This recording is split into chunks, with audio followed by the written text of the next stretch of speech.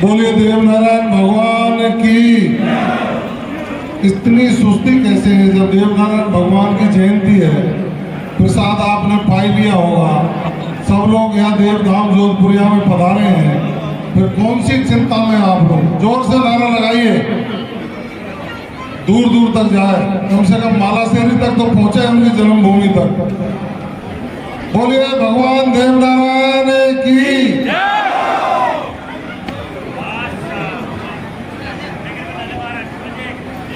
भगवान देवनारायण जी की जयंती के शुभ अवसर पर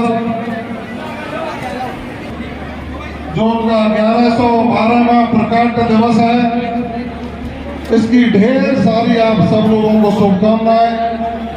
आपका परिवार फले फूले, आप सुखी रहें, आपकी संततियां आगे बढ़ें और अपने देश का, समाज का, इलाके का नाम रोशन करें। मेरी प्रभु देवनारायण जी से यही प्रार्थना है कि सबको सुखी रखें।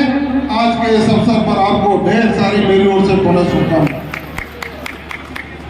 मंच पर विराजमान यहाँ के लाडले विधायक जो मेरे अजीज मित्र भी हैं, आदरणीय राम साहेब वर्मा जी, इस ट्रस्ट के अध्यक्ष, और जिन्होंने जयपुर में जाकर जब ये कहा कि जोधपुरिया ट्रस्ट के द्वारा प्रतिवर्ष मेले का आयोजन तो होता ही है, लेकिन चांदी की मूर्ति जो भाई राजा राम जी ने गिफ्ट दी है, उसकी प्राण प्रतिष्ठा समारोह भी है, आपको उसके कार्यक्रम में आना चाहिए। तो मैंने 1 मिनट नहीं लगाया, क्योंकि भगवान देवनारायण जी की मूर्ति की प्राण प्रतिष्ठा हो और देव भक्त होने के नाते मैं उसमें शामिल नहीं हूँ। मैंने कहा ऐसा हो नहीं सकता। फूलचंद जी लांगड़ी साहब, मैं सिर के बल आऊंगा और मत्था टेक करके उनका आशीर्वाद भी लूंगा और उनकी मूर्ति का अनावरण भी करेंगे। हमारे बीच में मौजूद पूर्व अध्यक्ष कहाँ है? सरोज जी बंसल साहब, उनके पतिदेव नरेश जी बंसल साहब और मामा साहब राजाराम जी, हमारे प्रधान लांगड़ी साहब रामोतार जी, और पूर्व में सब अध्यक्ष रहे। अरे नाम भूल जाए तो नाराज और हो जाते हैं। कोई नहीं, मैं ले दूंगा ना। मेरे साथ पधारे हमारे भरतपुर जिले के कद्दावर नेता, किसानों की हमेशा लड़ाई लड़ रहे ऐसे मोहन सिंह जी गुजर साहब, भाई शिव प्रसाद हरसाना जी, और अभी जिन भामाशाह जी का, देवराज जी का सम्मान हुआ, आदरणीय देवराज जी, और हमारे मंडल के अध्यक्ष दूसरे देवराज जी, देवराज कई लोगों के नाम है, और मंच पर विराजमान पूर्व प्रधान जी और सभी मेरे पितातुल बुजुर्गों और मंच के समाज विराजमान मेरी माताएं, बहनें, बच्चों और आशीर्वाद देने योग्य सभी बुजुर्ग और नौजवान साथी, आप सबके चरणों में नमन करता हूँ, प्रार्थना करता हूँ। देखिए, आज भगवान देवनारायण जी का प्रकाट दिवस पूरे देश में ही नहीं, विदेशों में भी जो देव भक्त रहते हैं बड़े हर्षोल्लास से मना रहे हैं। जगह जगह गोठ गायन, भगवान देवनारायण जी की गाथाओं का गायन, नृत्य के द्वारा, उनके गायन के माध्यम से आपको सांकेतिक रूप से भगवान देवनारायण जी के किए गए कार्यों को अवगत कराकर उनके बताए मार्ग पर चलने का संदेश दिया जा रहा है। हमको आपको एकजुट होकर के, एकाग्रचित्त होकर के भगवान देवनारायण जी के बताए मार्गों पर चलकर और उनके किए गए क्रियाकलापों को आत्मसात करके अपने जीवन जीने की व्यवस्थाएं तय करनी चाहिए। हमको सोचना चाहिए कि उस समय पर जब बगड़ावतों का वह जिस तरह से व्यवस्थाएं थी, भगवान देवनारायण जी और बगड़ावतों ने इकट्ठा होकर के वहाँ जिस तरह की व्यवस्थाएं की, मालासेरी में जब जन्म लिया, आदरणीय श्रद्धेय हमारी साड़ो माता तपस्या पे बैठी और भगवान ने जब उनको दर्शन दिए और दर्शन देने के बाद कहा कि आपके घर में निश्चित रूप से अवतार होंगे, और वो अवतार हुए कमल के फूल से। उनसे पहले घोड़ा का प्रकट हुआ, तो निश्चित रूप से उन भगवान को हम प्रणाम करके अपने जीवन को, अपने इलाके के रहने वाले लोगों के, सब समाज के लोगों की प्रगति की कामना करते। ये एक लोक देवताओं की अनूठी परंपरा के अनुसार हमारे क्षेत्र में और अन्य समाजों में भी प्रचलित है। निश्चित रूप से आज देश जिस तरह से प्रगति कर रहा है, प्रदेश भी जिस तरह से प्रगति कर रहा है, उसमें हमारा और आपका महत्वपूर्ण मेरे से पूर्व वक्ताओं ने भी कहा कि हम लोगों ने जिस तरह से मुगल आक्रांताओं से, विदेशी आक्रांताओं से लड़ाई लड़ी, हमारे जो पथ प्रदर्शक थे उन लोगों ने संघर्ष किया, और संघर्ष के बाद जब देश को आजादी मिली, आजादी के बाद जब लोकतांत्रिक सरकारें चुनी गई, उन लोकतांत्रिक सरकारों में आम व्यक्ति के विकास की योजना, शिक्षा का स्तर कैसे होगा, रोड कनेक्टिविटी कैसे होगा, स्वास्थ्य कैसे उनका ठीक रखा जाएगा, उद्योग धंधे स्थापित कैसे होंगे, सबको रोजगार कैसे मिलेगा, हम सब लोग एकजुट होकर अपने विकास की परिकल्पना तय करके जनप्रतिनिधियों के हाथ में सौंपकर इस देश की सरकारें हमारे और आपके विकास की योजनाएं बना करके प्रतिपादित करके उसको आगे बढ़ाने का काम करेंगे। आज देश को आजाद हुए 78 साल हो गए। 78 साल के इस काल में निश्चित रूप से हम यदि अध्ययन करेंगे, चिंतन करेंगे, तो ये पाएंगे कि जिस तरह से अन्य समाजों ने प्रगति की, हमारा समाज उससे अछूता रहा है। हम उस दौर में पीछे रहे, और पीछे रहने का कारण यही रहा, स्वाभिमानी लोग हैं, अपने स्वाभिमान की रक्षा के लिए कुछ भी करने के लिए तैयार रहते, देशभक्त हैं, हमेशा विश्वास में रह करके लोगों के साथ खड़े होकर के काम करते हैं। लेकिन सोचा नहीं गया तो हमारे लोग पहाड़ पत्थरों में रहकर बकरी पालन करके, पशु पालन करके, दूसरी व्यवस्थाओं से कृषि का धंधा करके अपना जीविकोपार्जन करते रहे। मैं तो सलाम करूंगा, प्रणाम करूंगा और उनके चरणों में नतमस्तक कहूंगा। वीर शहीद 73 को, जिन 73 शहीदों ने कुर्बानी और बलिदान देकर बाबा कर्नल के नेतृत्व में जो अलग सजाने का काम किया, आज हमको 5% आरक्षण जिस तरह से मिला है, उसकी परिकल्पना के आधार पर जो हमें आरक्षण लेने के साथ साथ आगे बढ़ने का काम कर रहे हैं, हमें आरक्षण मिला और हमारे लोग सरकारी सेवाओं में उच्च पदों पर जाकर के हमारा और आपका मार्गदर्शन करने के साथ इस राज्य के विकास में सहयोगी बनने का काम कर रहे हैं। आज हमको और आपको यह संकल्प लेना चाहिए कि भगवान देव जी के मंदिर में हम प्रार्थना करें कि हमारी आने वाली संततियां पढ़ लिखकर ऐसी व्यवस्थाओं पर पहुंचे जहां से गरीबों के हितों में कुछ निर्णय किए जा सकते हो। हमारे लोग IAS बने, IPS बने, हमारे लोग RAS बने, हमारे तहसीलदार बने, पटवारी बने, गिरदावर बने, थानेदार बने, कोतवाल बने, वहां जाकर के आम जरूरतमंद व्यक्ति की जरूरतों को पूरा करने के साथ सरकारी व्यवस्थाओं के तहत न्याय करने का काम करें। आज भगवान देवनारायण जी से मैं प्रार्थना करूंगा, हे भगवान देवनारायण, ये स्वाभिमानी कौम जो देश की सीमाओं की रक्षा के लिए कुर्बानी देती हो, जो अन्याय के खिलाफ लड़ने के लिए हमेशा तत्पर रहती हो, जो अभाव की जिंदगी जीकर में भी अपने स्वाभिमान की रक्षा करती हो, इनकी आने वाली संततियों पर कृपा बनाए रखना, जो इस देश के विकास में और जब 2047 में देश विकसित देशों की श्रेणी में आएगा, उसमें इस समाज की भी अहम भूमिका हो, ऐसा आशीर्वाद आपके लेकर के हम जाना चाहेंगे। निश्चित रूप से मैं धन्यवाद दूंगा भामाशाहों को, जिन्होंने यहाँ इस तरह की मूर्ति की स्थापना करके संदेश देने का काम किया। मैं आपके बीच में निवेदन करूंगा, कल हम मालासेरी डूंगरी थे और आपको ध्यान होगा आज से ठीक 1 वर्ष पहले देश के प्रधानमंत्री और विश्व के सबसे बड़े ताकतवर नेता आदरणीय नरेंद्र मोदी साहब 1111 में जन्मोत्सव के अवसर पर मालासेरी डूंगरी में पधारे थे। ये देश के आजादी के इतिहास में पहली घटना, जब देश का प्रधानमंत्री और वो भी विश्व का सबसे बड़ा ताकतवर नेता किसी लोक देवता के दर्शन करने के लिए आए। हमारे और आपके लोक देवता के दर्शन के बाद उन्होंने कहा कि मैं प्रधानमंत्री के रूप में नहीं, मैं देव भक्त के रूप में दर्शन करने के लिए आया हूँ। ये आपके और हमारे लोक देवता के उनका मान सम्मान और उनकी ख्याति बढ़ाने का काम था। पिछले 1 वर्ष में जिस तरह की कार्रवाइयां हुई, आपको मैं साधुवाद और धन्यवाद दूंगा और आप भी आभार व्यक्त करिए प्रदेश के मुख्यमंत्री जी का, आप भी आभार व्यक्त करिए देश के प्रधानमंत्री जी का। कल हम जब 15 तारीख को हो गए, केंद्रीय संस्कृति मंत्री आदरणीय अर्जुन जी मेघवाल साहब और मुझे भी वहां जाने का सौभाग्य प्राप्त हुआ। हमने सैकड़ों करोड़ की परियोजनाओं का शिलान्यास करके संदेश देने का काम किया कि प्रसाद योजना जो भारत सरकार के माध्यम से चलाई जाती है, उसमें गढ़गोठा का सवाई भोज मंदिर, हमारे मालासेरी पूरी, साधु माता की बावड़ी, भरनगर, इन 5 स्थानों का पहले चरण में समेकित विकास करके हम संदेश देने का काम करें। क्योंकि भारत की सरकार विरासत संरक्षण का काम करती है, भारत की संस्कार, भारतीय संस्कृति के संरक्षण की बात करती है। हम सनातन संस्कृति के मानने वाले लोगों को ये आत्मसात करके संकल्प लेना चाहिए कि हमारी संस्कृति की रक्षा करेंगे और संस्कृति की रक्षा करेंगे तभी भारत मजबूत होगा। भारत मजबूत होगा तो निश्चित रूप से हम लोग मजबूत होंगे, तब मजबूती की बात होगी।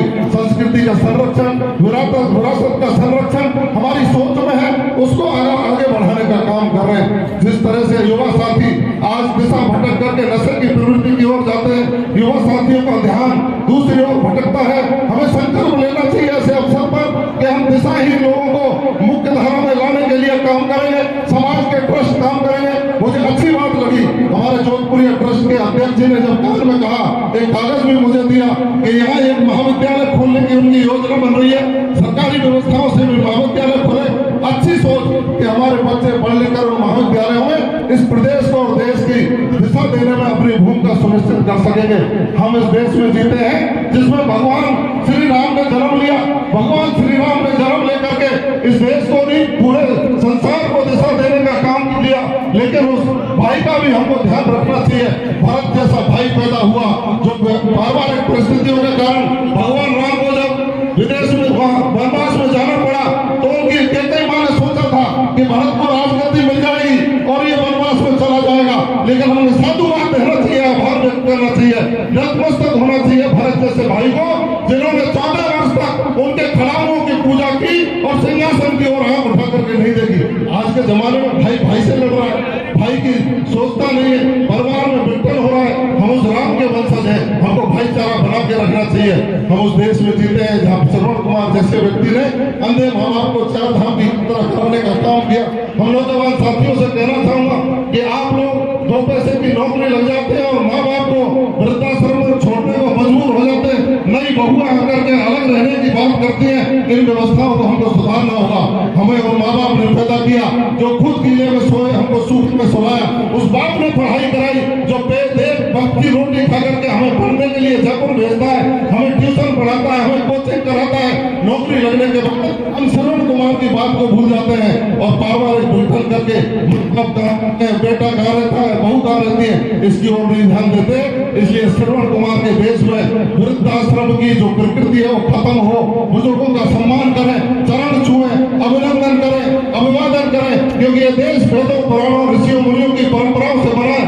उन परंपराओं को आत्मसात करके हमको देश के निर्माण में अपनी भागीदारी सुनिश्चित करनी चाहिए। हम उस देश में जीते हैं जब पन्ना धाय जैसी वीर रामना ने जन्म लिया। स्वामी भक्ति की पराकाष्ठा, जिसने अपने स्वामी का वंश की रक्षा करने के लिए अपने चंदन का बलिदान देना स्वीकार कर लिया, लेकिन स्वामी के साथ धोखा नहीं किया। अपनी स्वाभिमानी कौम के रहने वाले लोगों को देवनारायण की जयंती पर निश्चित रूप से संकल्प लेना चाहिए और आभार व्यक्त करना चाहिए उन लोगों को जो हमारे तीर्थ स्थलों के विकास के लिए कुछ दान देते हैं, सरकारें कुछ करने का काम करती है। हमको भी एकजुट होकर के कुछ न कुछ कर देना चाहिए। ये संकल्प हमको लेके जाना चाहिए।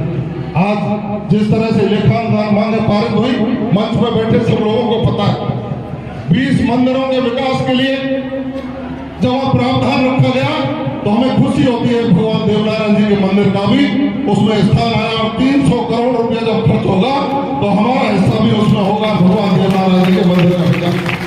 हम सब लोग लगे, हम राजनीतिक व्यक्ति हैं, किसी भी दल में काम करें, लेकिन हमारा मूल है, हम आपके हैं, आप हमारे, हम आपस में मिलकर के अपनी विकास योजना करें और विकास योजना संचालित करेंगे तो प्रदेश के मुख्यमंत्री जी बहुत सहृदय हैं, बहुत शालीन हैं, वो विकास की योजनाओं को लागू करने के लिए चर्चा करते हैं। निश्चित रूप से देवधाम जोधपुरिया में भी बहुत विकास होना चाहिए। अभी मैं राम साहब वर्मा जी का घोषणा सुन रहा था। राम साहब वर्मा जी ने कहा कि इस वर्ष में 11 लाख दूंगा और अगली बार भी कुछ न कुछ दूंगा। ऐसे नहीं राम साहब जी, आप पूरे 5 वर्ष हर वर्ष 11 लाख रुपया देंगे बजाय पानी। अब उसकी विकास योजना यहाँ क्या विकास होना चाहिए वो ट्रस्ट तय करेगा, यहाँ के जिम्मेदार लोग तय करेंगे। 51 यानी 55 लाख रुपया विधायक निधि से इस देवधाम जोधपुरिया के विकास के लिए आपको 5 साल में मिलेगा। मुझे बताया गया कि यहाँ कॉरिडोर बनना चाहिए, तो आपको जो मैं सूचना दे रहा था, माननीय प्रधानमंत्री जी का कल संदेश आया और संदेश पढ़कर के मालाशेरी डूंगरी पर केंद्रीय मंत्री अर्जुन राम मेघवाल जी ने सुनाया। उस संदेश में बहुत कुछ है, आपके मोबाइलों पर वायरल भी हुआ होगा। आप चाहेंगे तो यहाँ भी पढ़ के ट्रस्ट के अध्यक्ष जी उसको सुना दें। उन्होंने भगवान देवनारायण जी की जयंती पर शुभकामनाएं देने के साथ ये कहा है कि प्रसाद योजना में भगवान देवनारायण जी के जो भी स्थान हैं, जहाँ जहाँ महत्वपूर्ण ऐतिहासिक पौराणिक उनकी व्यवस्था है, उनकी लेखनियां हैं, उनका समेकित विकास करने का काम भारत की सरकार प्रसाद योजना में करेगी। तो पहले चरण का काम हो शुरू हो रहा है, अगले चरण जब शुरू होंगे तो हमारा प्रयास होगा। और विधायक जी से भी मैं कहूंगा वो बात को रखें कि हम जोधपुरिया के मंदिर को भी उस योजना में जुड़वाने का काम करें। मैं आपके प्रतिनिधि के रूप में आपकी वकालत करूंगा। निश्चित रूप से अच्छा स्थान है, मैं पहले भी यहाँ आया। आपने यह मांग की है कि आवासीय विद्यालय खोले, क्योंकि यहाँ वनस्थली विद्यापीठ के बाद शिक्षा का जिस तरह से माहौल पैदा हुआ है और शिक्षा के लिए लोग आगे बढ़ते हैं, और हमारे आंदोलन के बाद जिस तरह से शिक्षा का प्रसार हुआ है, देवनारायण योजना के तहत आवासीय विद्यालय सब जगह खुले। मैं चाहूंगा, मेरा प्रयास रहेगा, मैं आज ही माननीय मुख्यमंत्री जी से जाकर चर्चा भी करूंगा कि यहाँ भी एक देवनारायण आवासीय विद्यालय नहीं, आवासीय कॉलेज यहाँ खुले, ऐसा प्रयास रहेगा।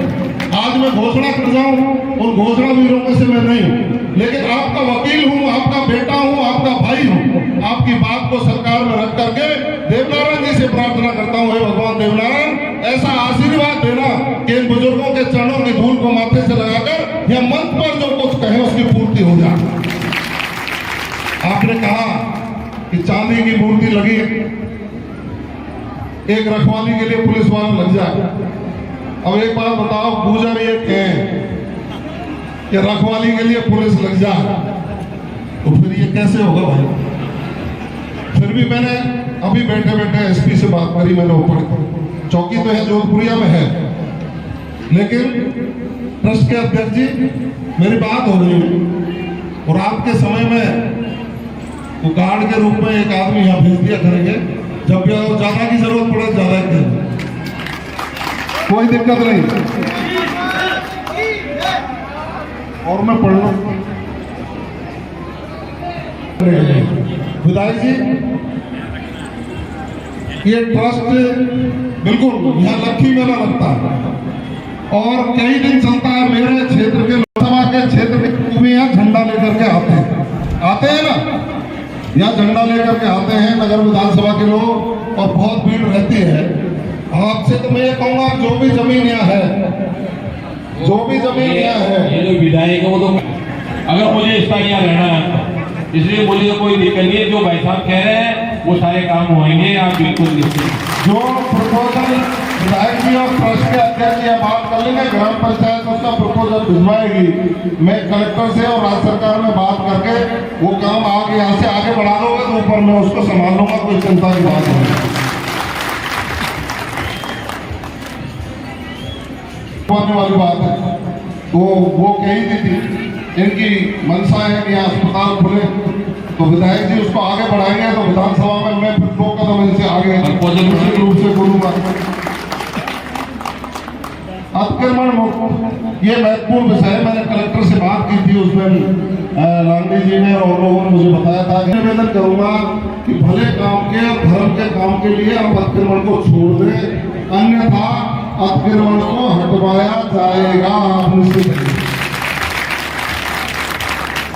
एक मैं निवेदन करूँ आपसे इस मौके पे, अगली बार जो मेला इस दिन लगेगा वो दिन सीएम साहब को आप लेके आएंगे, क्योंकि आपके मित्र हैं वो पुरंदर। देखिए जनता की मांग है, मैंने आपको कहा एक बार यहाँ आ जाएंगे तो इसका उद्धार हो जाएगा। मुख्यमंत्री जी सहृदय हैं और सनातन संस्कृति को मानने वाले लोग हैं, आध्यात्मिक हैं। उनका मन रहता है कि मैं मंदिर देवालयों पे जाऊं। मैं आपको एक संस्मरण सुना देता हूँ छोटा सा। वो चुनाव लड़ रहे थे सांगानेर से, मैं लड़ रहा था नगर से, और नगर गोवर्धन जी के बिल्कुल बगल में और सांगानेर डेपो में। लेकिन हम पिछले 28-30 साल से 7 साल है गोवर्धन जी के दर्शन अक्सर साथ करते रहे। बीच चुनाव में मेरा मन किया कि मैं गिरिराज जी के दर्शन करूं, श्रीनाथ जी के। मैं मेरी ड्राइवर गाड़ी को ले गया, फिर अलग घूमते रहे, मैं चला, और मैं जब मंदिर में घुसा तो आदरणीय भजनलाल शर्मा जी मंदिर में मुझे खड़े थे। वो सांगानेर से गए, कोई बात नहीं हुई टेलीफोन पर तुझे आना है क्या है, लेकिन उनकी जो आस्था है इस सांगानेर की चुनाव प्रचार को छोड़कर गोवर्धन जी के दर्शन करने वो चले गए। और सौभाग्य मेरा था, मैं भी उसी समय आ गया। तो मैं जो कह रहा था कि वो सौभाग्य हमें सौभाग्य प्राप्त हुआ है कि ऐसे आध्यात्मिक प्रवृत्ति के मुख्यमंत्री बने हैं। आपके इस मंदिर के विकास के लिए जो जो कमियां होंगी ना, उन सारी कमियों को पूरा करने का काम हम दोनों तो जनप्रतिनिधि और एक ट्रस्ट के पूरे लोग करेंगे। आप तो निश्चिंत रहिए।